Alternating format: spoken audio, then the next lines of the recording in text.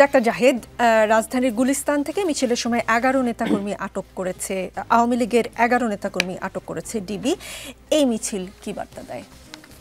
আচ্ছা, প্রথম কথা হচ্ছে এই প্রথম আমি বলছি, মানে আওয়ামী লীগের মিছিল আগে যখনই গ্রেফতার করার চেষ্টা হয়েছে, বিএনপি বা অন্য কেউ বাধা দেওয়ার চেষ্টা করেছেন, আমি খুবই বীরের মতো সেলফি তুলে দেখাতে দেখেছি যে আমি ওকে ধরে নিয়ে যাচ্ছি ভিডিও করতে করতে, প্রত্যেকটার প্রতিবাদ করেছি। কারণ আওয়ামী লীগ নিষিদ্ধ দল ছিল না, তার যে কোনো রাজনৈতিক কর্মসূচি সেটা যদি কোনো ভায়োলেন্ট কিছু না হয়ে থাকে তাকে বাধা দেওয়ার কোনো রাইট সরকারের ছিল না।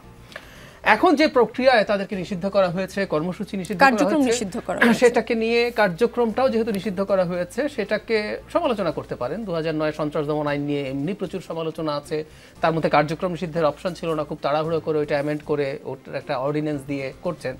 সো আইন বা প্রসিডিউরের প্রবলেম আছে। স্টিল আমরা এখন বলতে পারি সরকার আইনি পথে কাজ করছে, যার কার্যক্রম নিষিদ্ধ তাকে সরকার ধরতেই পারে। কিন্তু আমি মনে করি আওয়ামী লীগ এই কাজটা করবে। আমি একটা পত্রিকার একটা রিপোর্টে দেখলাম ভারতে যে আওয়ামী লীগের লোকজন পালিয়ে আছে, সংখ্যাটা হিউজ, স্ট্যাগারিং, প্রায় 1.5 লক্ষ বিভিন্ন পর্যায়ের নেতাকর্মী। ভারত সরকার এদেরকে দেশে পাঠিয়ে দিতে চাইছে এবং ফানি ব্যাপার হচ্ছে শেখ হাসিনাও চান তারা দেশে আসুক। এর সাথে এই মিছিলের যোগসূত্র খুঁজে পাওয়া যাবে।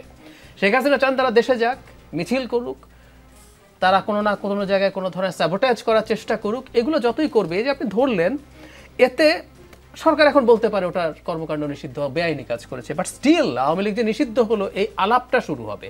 খেয়াল করবেন, ইউরোপ, আমেরিকা, মানে পশ্চিমারা আওয়ামী লীগের নিষিদ্ধতা পছন্দ করে না। আমি তার চাইতেও বড় উদাহরণ দিই, যে জাতিসংঘ, তাসনিম বললেন, ক্রাইম অ্যাগেন্স্ট হিউম্যানিটি কমিট করেছে শেখ হাসিনা তার দলকে সাথে নিয়ে, এসব কথা রিপোর্টে আছে। মানে শেখ হাসিনাকে ডুবিয়ে দিয়েছে, কিন্তু সেই জাতিসংঘের রিপোর্টই বলছে আওয়ামী লীগকে নিষিদ্ধ করা ঠিক হবে না। ফলে আওয়ামী লীগ নিষিদ্ধ হয়েছে, এই আলাপটা যতই গ্লোবালি চলতে থাকবে, এটা আওয়ামী লীগের পক্ষে পয়েন্ট যোগ করবে। সুতরাং এই ধরনের জটিকা মিছিল মাঝে মাঝেই হবে। আর একটা কাজ শেখ হাসিনা করার চেষ্টা করবেন, তার যে কিছুটা নেতৃত্ব আছে, যে কারো কারো কাছে টেকনিক্যালি মনে হয়, আমি নিজেও ভাবার চেষ্টা করেছি, আচ্ছা এই ঘটনার পর তো আওয়ামী লীগের বেশ কিছুদিন চুপ থাকা দরকার ছিল, অথচ 3-4 মাস যেতেই তিনি ট্রাম্পের ছবি নিয়ে মিছিল করতে বলেছেন একজন দূরে থেকে ছবি তুলবা, তোমাদেরকে বাধা দিলে সেই ছবি আমরা করবো, ইত্যাদি ইত্যাদি। পরে আমি যেটা ধারণা করলাম, শেখ হাসিনা হয়তো তার নেতৃত্ব বা কর্তৃত্ব হারানোর ভয় করছেন, তার এই পালিয়ে যাওয়া সবাইকে ফেলে অনেকে ক্ষুব্ধ করেছে।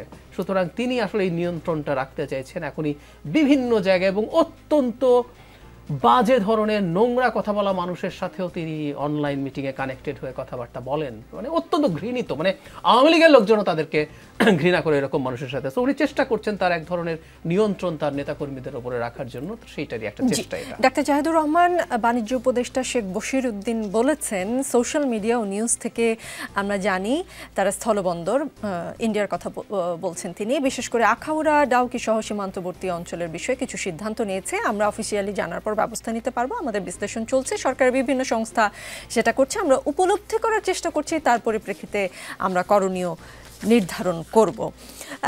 এই বিষয়ে ভারতের পদক্ষেপের বিষয়ে কথা বলছিলেন তিনি, এবং এই বিষয়ে পিআরআই চেয়ারম্যান জায়েদি সাত্তার বলেছেন, বাংলাদেশ থেকে ভারতের পণ্য আমদানির ক্ষেত্রে ভারত সরকার যে বিধিনিষেধ আরোপ করেছে তা দুই দেশের বাণিজ্যের জন্য ভালো খবর নয়, দুই দেশের মানুষের জন্য এটা ভালো পদক্ষেপ নয়।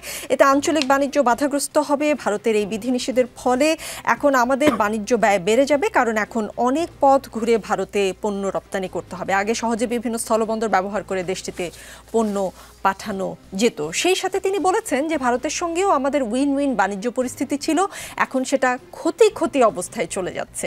উইন উইনকে ক্ষতি অবস্থায় নিয়ে যাচ্ছে কিনা আমরা?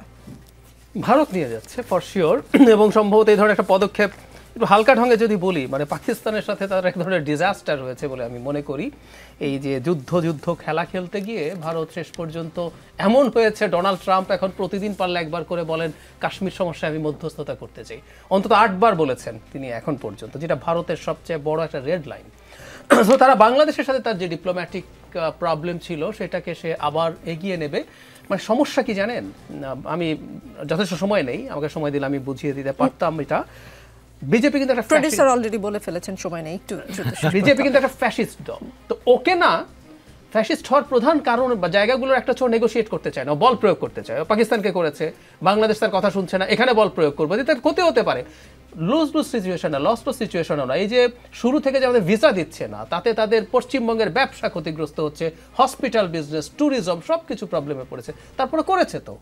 কারণ তিনি এই ইমেজ তৈরি করেছেন, আমি মোদি, আমার 56 ইঞ্চি বুকের ছাতি, আমি গায়ের জোরে সব করি, আমি তোমার সেই সেভিয়ার, ফ্যাসিস্টদের একটা সেভিয়ার লাগে, তোমার প্রচুর এনিমিজ, আমি সেভিয়ার, আমি সেভ করব, এসব করছেন। জি।